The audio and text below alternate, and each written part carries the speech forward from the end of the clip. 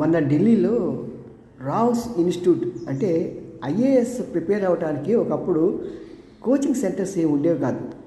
ఢిల్లీలో మన తెలుగువాడైనటువంటి ఒక రావు గారు అక్కడికి వెళ్ళి రావ్స్ ఇన్స్టిట్యూట్ అని పెట్టి అతను చాలామంది ఐఏఎస్ ఆఫీసర్ని తన సెక్షన్లో తయారు చేసి భారతదేశానికి అందించిన వ్యక్తి.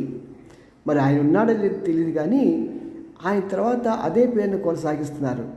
మరి అక్కడ రాజేంద్ర నగర్లో ఉన్నటువంటి ఒక సెంటర్లో సెల్లార్లో ఉన్న లైబ్రరీలో పాపం ముగ్గురు అమ్మాయిలు అంటే ఐఏఎస్ ప్రిపేర్ అవుతూ ఐఏఎస్ అవుదామని, కలెక్టర్గా ఉందామని, భారత భాగ్య విధాతలు కావాలని ఆశిస్తున్న ఆ ముగ్గురు అమ్మాయిలు డ్రైనేజ్ నీరు రావటం మూలంగా చనిపోవటం జరిగింది. ఇది ఇప్పుడు అంతా కూడా గోల పెడుతున్నారు. ఇది ఎప్పుడూ ఉండే సమస్యే. ఈ సమస్యకి పరిష్కారం ఏంటంటే ఈ సెల్లార్ని ఎప్పుడు కూడా